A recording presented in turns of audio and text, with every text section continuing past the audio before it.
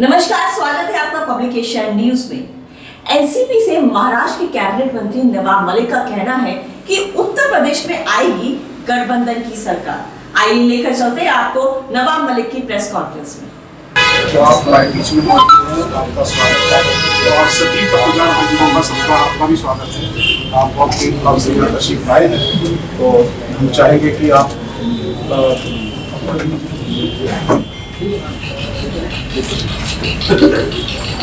Press वार्ता में उपस्थित समाजवादी पार्टी के वरिष्ठ नेता अध्यक्ष मोहम्मद अली साहब प्रेस वार्ता का आयोजन किया भाई प्रदीप सोत्रिया जी,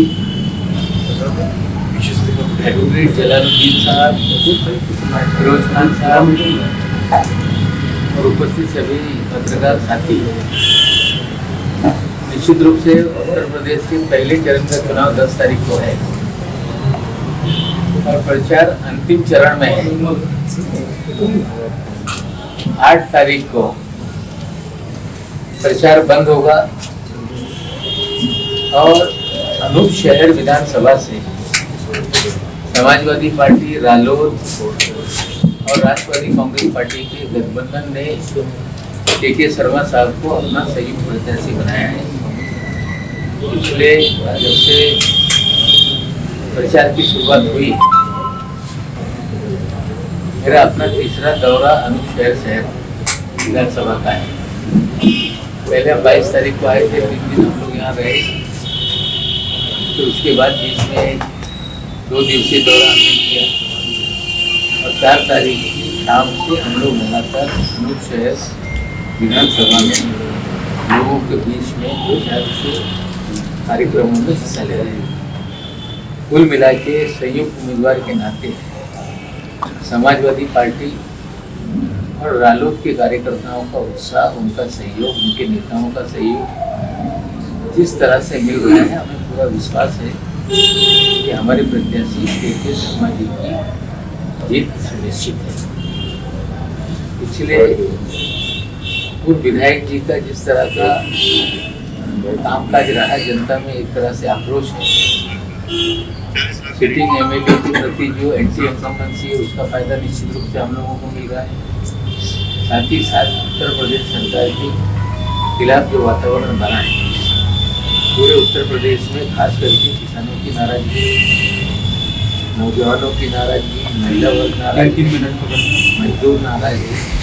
हमें लगता है कि जिस तरह से हम प्रचार में लोगों से मिल रहे हैं, उससे कहीं ना कहीं एक संकेत मिल रहा है कि उत्तर प्रदेश की जनता परिवर्तन करना चाहिए और वो स्पष्ट संकेत दिखने लगे। हमें लगता है कि अंतिम चरण में जाते जाते ये आंधी का स्वरूप ये चुनाव ले लेगा। हमारा अनुभव ये कहता है कि 1993 में जिस तरह से लोगों का अनुमान था कि भारतीय जनता पार्टी की सरकार 93 के चुनाव में दोबारा आएगी, इस तरह से पूरे देश में लोगों का अनुमान था। वैसे ही कुछ हमारे मीडिया वर्ग के लोग या राजनीतिक पंडित भविष्यवाणी कर रहे हैं, लेकिन जमीनी हकीकत इसके उलट है।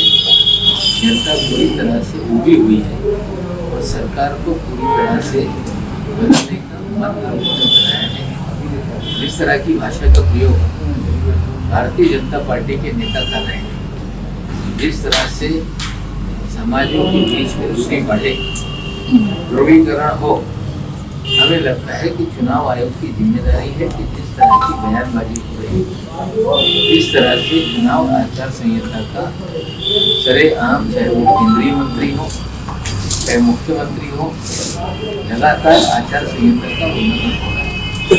चुनाव आयोग की पॉलिसी हमें लगता है इसमें भी लोगों की मानसिकता चुनाव आयोग की जिम्मेदारी है। अगर कोई इंतजार करते होंगे तो लोग कंप्लेंट करें आके। हमें लगता है जिस तरह से बयानबाजी को लेकर लोगों ने आपत्ति जताई, चुनाव आयोग का रवैया के कारण लोगों ने किसी भी प्रकार की आपत्ति जताना ही बंद कर दिया।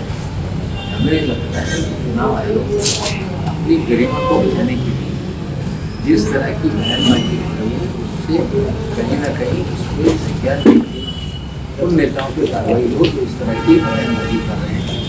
साथ ही साथ योगी जी जिस तरह कह रहे हैं कि गर्मी बहुत बढ़ गई है, हमें लगता है जाड़े के मौसम में तो गर्मी बढ़ती है, किस गर्मी की बात कर रहे हैं वही बता सकते हैं। और उनका ये कहना कि अप्रैल मई में हम ठंडा कर देंगे, शिमला बना देंगे, हमें लगता है पहाड़ी आदमी है, उन्हें सर्दी बहुत पसंद है। उत्तर प्रदेश की जनता उनकी इच्छा पूरा करने का काम करेंगे। हमें लगता है 10 मार्च के बाद अगर उन्हें बहुत ठंड इलाके पसंद है, शिमला बनाने की बात करते हैं, तो पहाड़ी आदमी है अपने गाँव में जाकर ठंडी का मजा लेने के लिए निश्चित रूप से जनता मतदान करेगी। हम आपके माध्यम से सभी लोगों से अपील करना चाहते हैं कि आप इस चुनाव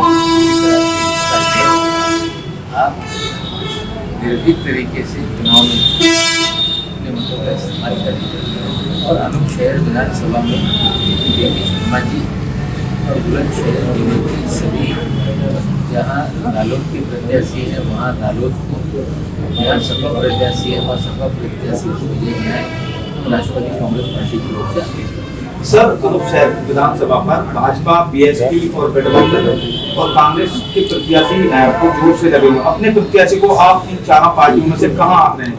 ये हमारी जीत निश्चित है।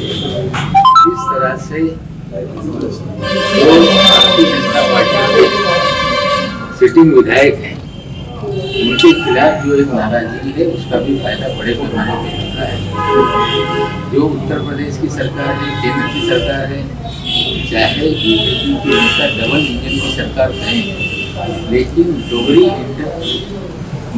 इनकम्बेंसी का जो उनके खिलाफ जो सत्ता में रहने का एक लोगों में नाराजगी है, तो डोगरी नाराजगी का फायदा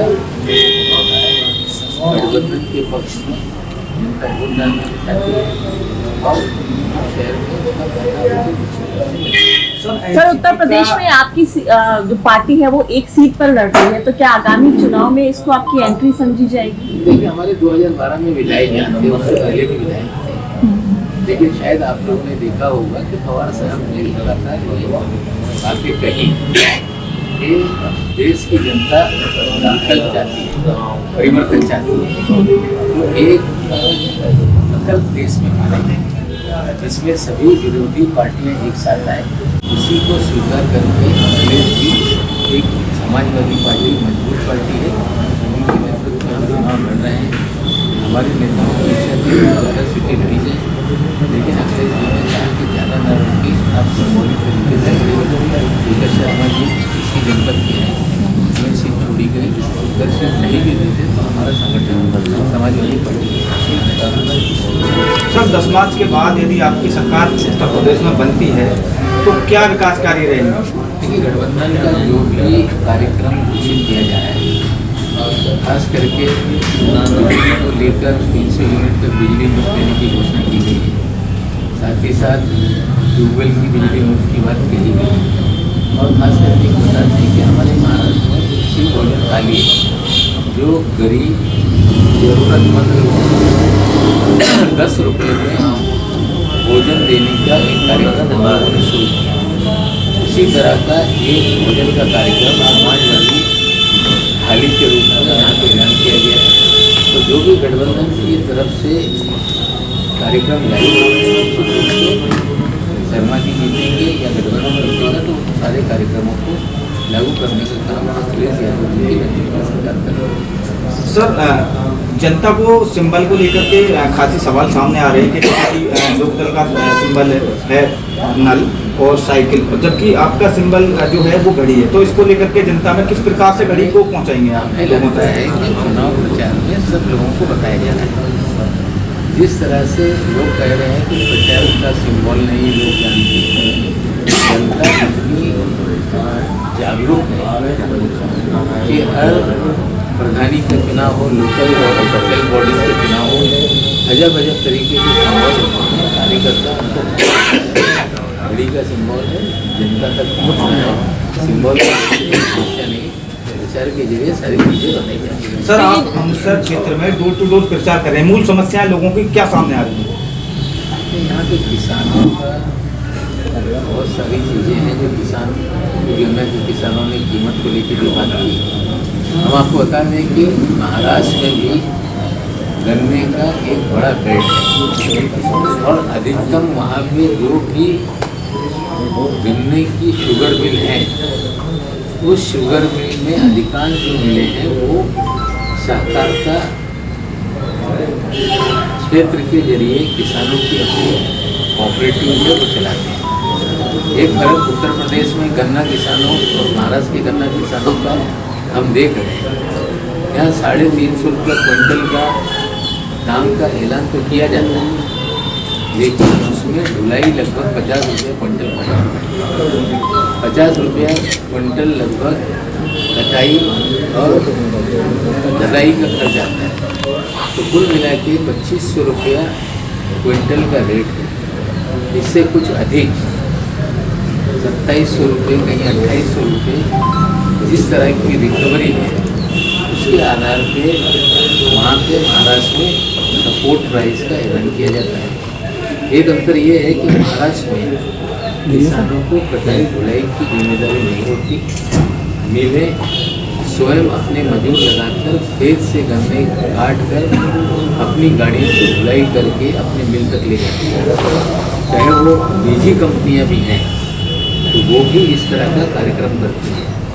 हमें लगता है कि सरकार ये तय करे कि किसान अपनी गाड़ियों पे गन्ना लाद कर कई दिनों तक गेट पर खड़ा रहे, काट कर इंतजार में रहे कि आज हमारी पर्ची कटेगी। तो कोई व्यवस्था इस तरह की बने तो महाराष्ट्र में सीधे खेत से गन्ना मिल उठती है, उस तरह की व्यवस्था बने तो किसानों को कुछ आसानी होगी। मिल अपने तरफ से कार्यक्रम बना के जो उनके क्षेत्र में गन्ना किसान है उनका कार्यक्रम है तो व्यवस्था बनने कुल मिला के किसान की अपनी अलग अलग समस्या है। और साथ ही साथ में एक बड़ा वर्ग है, मैंने देखा कि कुछ बच्चे सड़क पे दौड़ते हुए नजर आए। हमें लगता है कि वो फौज में या पुलिस में भर्ती की तैयारी करते हैं, लेकिन बहुत सारे बच्चे हमने ऐसे देखे कि जो नंगे पैर सड़कों पे दौड़ लगा रहे थे। हमने कोशिश की उनसे बात करने के लिए, शायद उन्होंने बात नहीं की, कान में उनके मोबाइल लगा हुआ था। तो अगर कोई पुलिस भर्ती का कार्यक्रम होता है या फौज की भर्ती का कार्यक्रम है तो सरकार को चाहिए कि इस तरह से जो बच्चे फौज में भर्ती होना चाहते हैं, पुलिस में भर्ती होना चाहते हैं, तो उन्हें इस तरह का जो किट है, अगर नंगे पर कोई बच्चे दौड़ रहे हैं तो पुलिस भर्ती का कोई कार्यक्रम निश्चित रूप से सरकार बनेगी। लेने के समय एक पुलिस भर्ती ट्रेनिंग का कार्यक्रम अलग अलग वर्गों का महाराष्ट्र में हम चलाते हैं, जिसमें एक एक बच्चे पे लगभग 10-15 हज़ार रुपया खर्च किया जाता है। तो इसी तरह के कुछ कार्यक्रम बने। हमें लगता है बेरोजगारी के कारण बड़े पैमाने पर बहुत पुलिस में भर्ती के लिए भी तैयारी करते हैं। इसका आरोप है कि बेरोजगारी बड़ी समस्या है। सर आपकी पार्टी गठबंधन चुनाव लड़ रही है, तो लगभग कितनी उम्मीद है कि इस गठबंधन को कितनी सीटें आ सकती हैं? अखिलेश जी ने कहा 400 सीट, नेता कह रहा है उसी को हम करो। आपको लगता है 400 सीट आएंगी? निश्चित रूप से बदलाव की बयार है। अब ये जो जिस तरह का अमित शाह आपकी बार 300 पार, आपकी बार 200 पार, तो हम लोग आंकड़े फेंक नहीं सकते। लेकिन मुकाबला जिस तरह का है, चुनाव धीरे धीरे भारतीय जनता पार्टी जमीन खो रही है। भारतीय जनता पार्टी का चुनाव प्रचार उठ नहीं पा रहा है। उसके विपरीत गठबंधन के जो भी प्रत्याशी हैं उनका प्रचार जिस तरह से उठ रहा है, लग रहा है कि बदलाव के संकेत हैं। तो खास करके जो पिछले दिनों में अखिलेश जी का बुलंदशहर में रोड शो हुआ, जयंत चौधरी जी का रोड शो हुआ, उसमें जिस तरह से जनता का उत्साह नजर आया, हमें लगता है एक संकेत मतलब